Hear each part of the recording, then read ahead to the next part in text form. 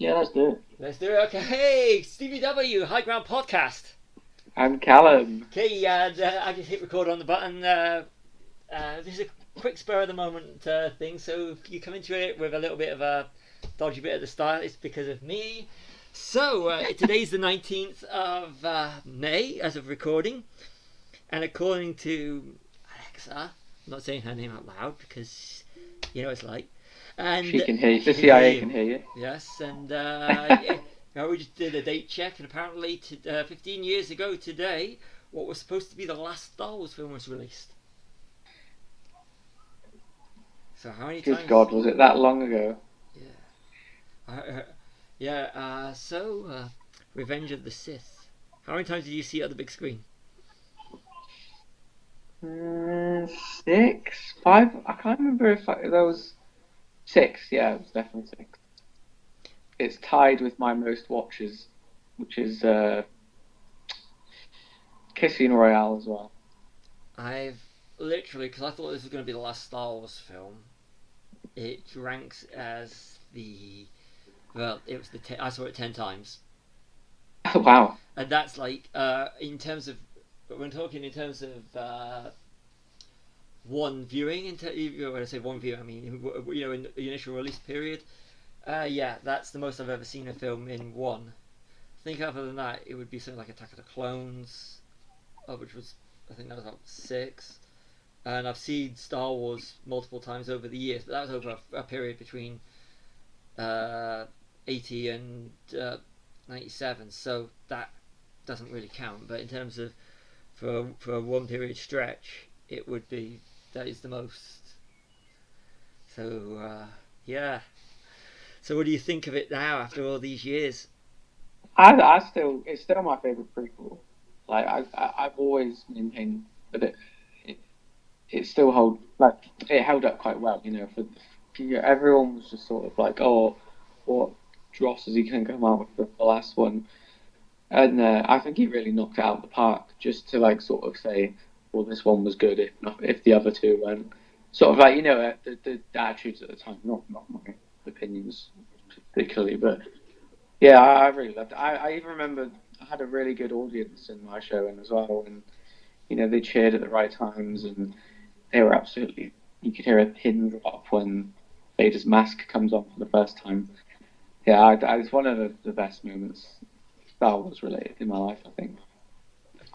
For me, LG94, and seeing Return of the Jedi. I remember seeing Return of the Jedi the first time, so that's for Revenge though. It was the first time I ever got I got dressed up as Luke Skywalker with the Bespin Luke for Attack of the Clones, which is Attack of the Clones. It is my favorite prequel.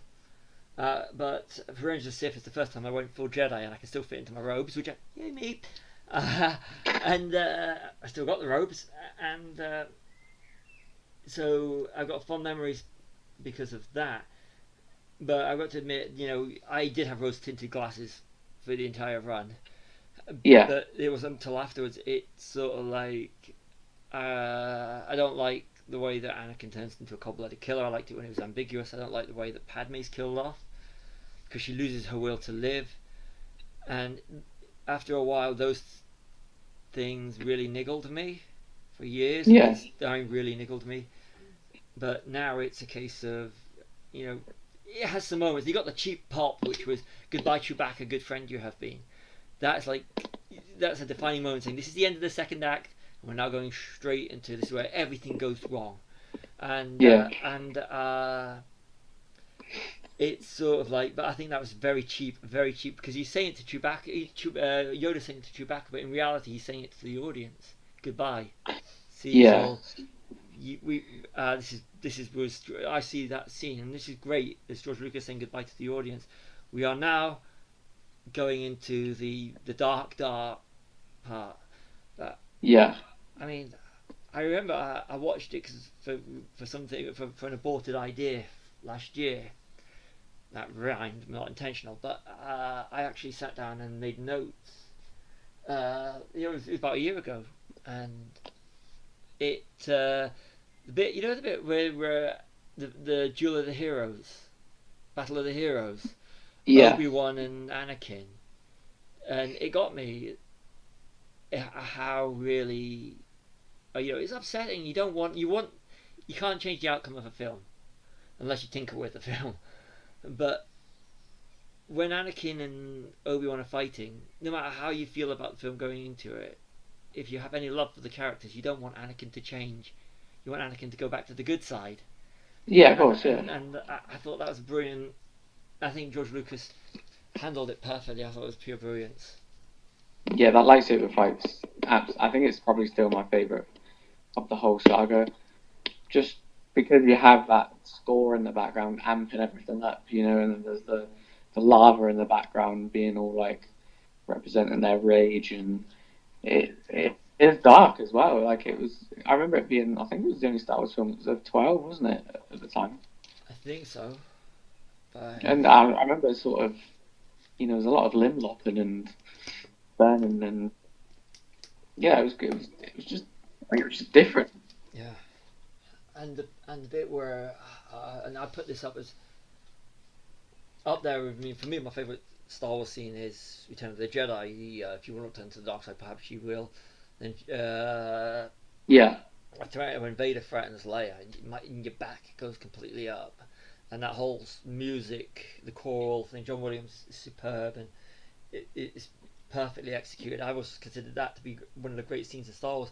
But the use of music and the montage when Palpatine says "Execute Order 66," and you see all these different planets, yeah, and I'm like, and what happens to Kayade Mundi, Lascura, Plo Koon, Plo and Koon. it's like, and then ending with Yoda lopping off the heads of the troopers. It's just sort of like that whole. The music is superb, and it's one of the understated John Williams pieces. And you also subtly undercovered the other great thing about Episode 3, Ian McDermott. Oh, he's brilliant. He just lives in that role, doesn't he? I remember when it first came out, I was kind of like, he's too pantomime. But then later on, I just kind of thought, there's no other way to do it because Palpatine is that out there character, isn't he? Like he is the bad guy in capital letters. There's no redeeming factors, and I don't ever want to see a prequel about him because I don't want to understand what makes him evil. Like he's the Michael Myers of Star Wars. Like Yeah. you never need to explain him. I admit, I found in Skywalker, Rise of Skywalker, should I say, I've never been even when I was a kid watching Return of the Jedi, which was originally in '83. It was the first time Ian McDermott played the Emperor, and Yeah, and even then I didn't find him as scary as I did in Rise of Skywalker. I found Palpatine and Skywalker to be so scary. yeah. Well, It, zombie Palpatine yeah, would be scarier, wouldn't he? yeah. I was like, because I thought he was, but he is, and his interaction with Yoda in that battle, Yeah. I was like, that, Well, it's that whole intercutting thing between the two duels where it's the Anakin and Obi-Wan versus not versus, sorry, and then there's Yoda and Palpatine. So like the avatars of good and evil fighting each other, and then the two other sort of younger consequences of that whole battle. I think it's just great the way they intercut and use Duel of the Fates as well to bring us full circle.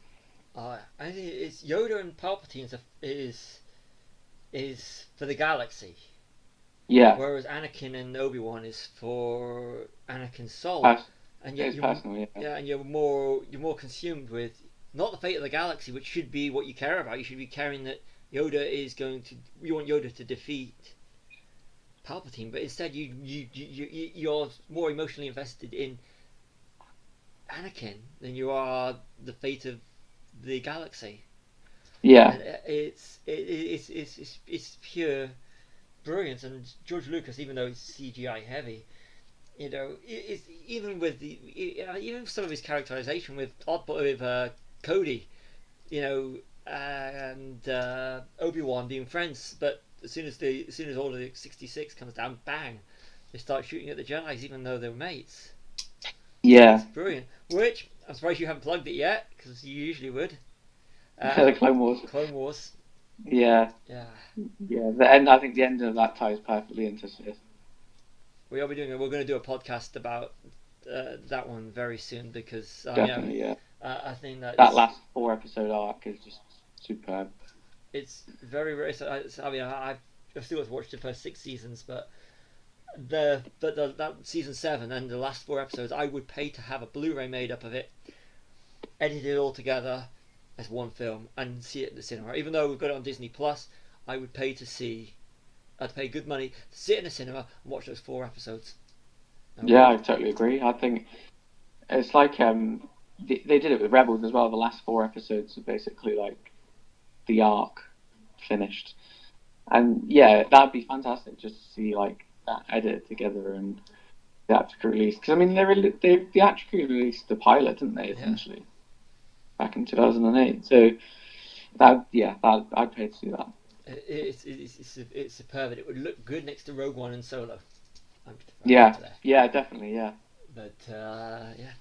So I mean, I think with me, Revenge of the Sith, I went from being I thought it was this fantastic piece of filmmaking that I went to it being all right.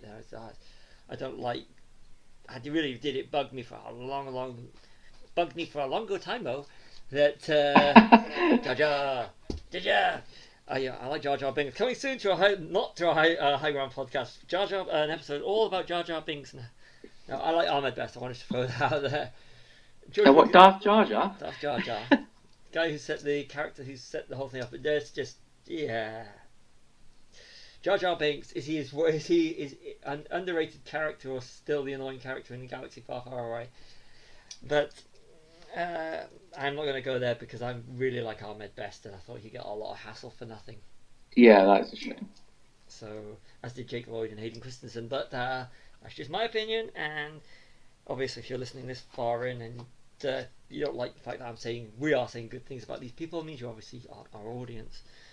Unless of because your audience, you just don't like them and you have never sent them hate mail. But if you have sent them hate mail, yeah, Stop it. yeah, please. You know, they're actors reading I a role. Do you know one of the good sort of dichotomies about Sith as well? I think is the first, episode 1 and 2. I think they find it hard to separate the bombast from the quiet scenes. You know that when we go from Phantom Menace, from the pod race scenes and all the stuff happening on Tatooine really quickly to the Senate, where it tries to get serious, it slows the whole narrative down, I think, a lot. And same with Attack of the Clones, where we've got all the stuff happening on Geonosis, all the stuff happening on Tatooine, and then we keep cutting back to Palpatine and the Senate. I think it slows things down so much. Whereas in this one, you've got the big scene at the beginning where they rescue the Chancellor. It kind of reminds me of Empire because they do like a big, massive final act battle at the beginning Yeah, again, and then it winds down, and you do have room for all this sort of like the political maneuvering, and especially the scene where the seduction scenes in quote marks where Palpatine says about Darth Plagueis. I think that's yeah, you know one of the best acted sequences in Star Wars alone as well. Just because you know how captivated Anakin is with yeah. him, and you think this is where it starts without knowing. I think episode 3 deals with that really well, separating all the big scenes from the talking scenes and that. I completely agree with you. I also say it's also got one of the strongest soundtracks of the entire Yeah, 11 Star Wars films. 100%. Mm, But I just want to point out one thing is when you're saying about the downsides, the dialogue scenes and everything, and it reminded me of when I was watching it. I I haven't got my notes handy that I actually made because I made pages and pages worth of notes on this last year, and but the scenes where this Natalie Portman has some clunky dialogue, and the bit where Yeah, the exposition after after they've done the big battle and they're in Padme's apartment and they're talking about political beliefs and dictatorships and everything, and it's just the dialogue there is clunky, yeah. I clunky. must admit that scene is really disjointed. Like Yeah, it doesn't belong in that section of the film. I feel like it was cut from somewhere else. Like they needed to pad some runtime. I don't know. It just feels like it shouldn't be in that part of the Yeah, film, or even it feels like an outtake. yeah. But I think it is just like you say, the writing's awful on that section. But something just came to me. It's something we've said before. Don't think we said it in a podcast, but I'm not sure how. I consider now to be, and this is just through us fluidly talking, is that I consider Phantom Menace to be a great piece of filmmaking and a great piece of cinema and everything. But the way they use politics, and this is George Lucas ahead of his time. But you could argue that the scenes where the clunky dialogue with Padme telling Anakin about dictatorships, democracy, was that George Lucas's way of educating, which I think we should do as a podcast. Was George Lucas trying to educate us as people, and especially youngsters, kids growing up in that period, about democracy, about politics, but by putting it through a galaxy far, far away. Yeah, I mean, I as clunky as that scene in Sith is, funnily enough, there's a scene in Attack of the Clones. You know where they're rolling around in the grass and that, and they're sort of talking about the same thing where she says, "Well, how would you have things work?" And he says, "Well, if people don't agree, they should be made to." And she's like, "Well, that kind of sounds like a dictatorship." And well, if it works, and you have that kind of skip to beat moment where she's thinking, "Is he serious?" And then he sort of laughs to sort of diffuse the Yeah, situation, but you're thinking, "Oh no, this guy's got issues." yeah, But I think that one works a lot better because you sort of you develop in the romance as well, so they're getting to know each other's minds. Whereas Spy Sith, they should already know. yeah. She should know something's wrong with Anakin, or and you get the feeling that scene in Sith as well, like they're sitting in silence when it starts, Hmm. and it just looks really acted. And And I really think action. they should cut that scene. I've never Yeah, noticed that before. You just mentioned yeah. it. Like, This is good. We've said this. I just want to say now, as listeners, which thank you for listening, uh, is that prior to lockdown, we were going to actually start doing commentaries and everything, but we find it a little bit harder to yeah, do it now, and and we will. we will as soon as all this is over, we will be doing commentaries in it, and is so we can actually go through all these films, and we are more than just we do a lot of Star Wars, but at the moment it's being made, and we've got a lot of anniversaries coming up this month in terms of a galaxy far, far away, and yeah, yeah. So we will be doing that soon, and it's films like Revenge of the Sith, which are the good ones. I mean, I'm looking forward to the Attack of the Clones one because that is, like I said, that is still to me is the highlight.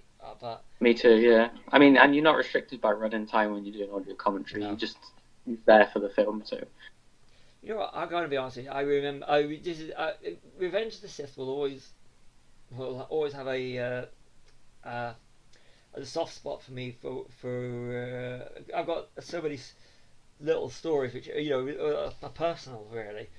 I don't really want to go into some right now, but you know where I was and what frame of mind I was in when in 2005 I was actually in a good place, and I used to go out a lot and spend money on toys, which yeah I shouldn't have done, but it's crazy. I remember buying loads. I thought this was going to be the last Star Wars film, so I spent, and the yeah, quality of the figures back then was part of my language fucking superb.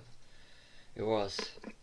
I think that's why it sort of affected a lot of people more because they did think, well, it's done now. Like this is the end.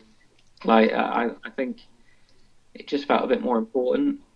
Like it probably felt how I imagine Return of the Jedi felt Yeah. back in the day. It did. Return of the Jedi, '83. When they killed Darth Vader off, that's still to me one of the most traumatizing moments in Star Wars because I remember how I felt when they killed Darth Vader. It's sort of like he wasn't coming back. It was like, Yeah, wow, he was the bad guy, but he was still Darth Vader. There was the finality about it.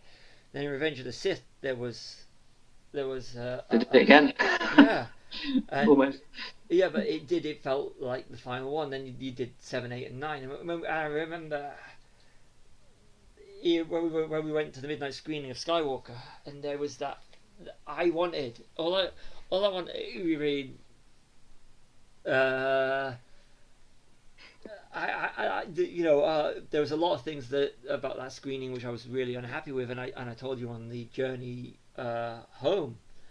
But Yeah. that people were talking throughout there were people talking throughout the film, Oh, and the thing that yeah. annoyed me the most was that this was the last time and this is the same feeling I had when I saw Revenge of the Sith, was this is the last time I'm gonna see the Star Wars logo come on the screen for a Skywalker movie. This is the last time I'm gonna hear the end credits score of a Skywalker Star Wars movie, and it does elevate the movie. And I remember, I could barely talk after we watched Rise of Skywalker because I was emotionally choked up. And you feel the same thing about Revenge of the Sith because I had to see the film again and again and again because it might be the last time I'll get to see a Star Wars movie at the cinema. I mean, I know it's not going to Yeah. happen now, but it's still a I mean, I want to say thank you Disney for what you've done for Star Wars. You took a franchise that should have been what it was. Then you made five great movies. Four. I'm not a fan of the Force Awakens, no secret. But you made it's still a good film. But and you've given us the Mandalorian, season 7 of Clone Wars, and I like and just hopefully when it happens, take a white. I'm looking forward to the Take a Waititi one.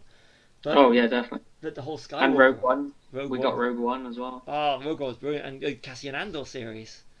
Yeah. So I mean, so Disney have done pure brilliance, but at the time, Revenge of the Sith was the last Star Wars film. Yeah. And it did feel like it as well. Yeah, Like they pushed the marketing harder than anything I've ever seen as well. Um, yeah, no, I think that ties into the attitude that everyone had at the time, didn't they? Whether you had issues with it, you sort of buried them because you were just like, oh, Star Wars is over, so let's pay our respects, yeah. this way. It was like someone had died. It, It really was. I I mean, on the eve of my 30th birthday, they actually at the cinema they had Jaws. They were doing a special screening of Jaws, and they had the trailer for Revenge of the Sith, and this was in late November, and I was like, that's kind of cool. That was the first time I saw the Revenge of the Sith trailer. So Yeah, I saw it on the big screen. I mean, I'd seen it, online, but it was a big thing that one of the last trailers I saw as a 29-year-old was the Revenge of the Sith trailer. So I was 30 when Revenge of the Sith came out. So it felt like I had to grow up after that. Didn't, but it did at the time. It felt like when this comes out, that's it. That's my childhood and like the years because Star Wars special editions came out in '97 when I was at university. So when this all came out, I had to grow up. yeah, So so yeah, so it was. It will always have a special. Revenge will always have a special thing for me because of where I was in my mindset. yeah, yeah. Same. Yeah, I totally agree with that. So I, what we are going to once lockdown's over and once everything's, we are going to be going through these films which we've been promising to do for over a year now, Yeah, and and we will be doing commentaries because we're going. I think that's where we're going to go next with some of the fun that we have with these things.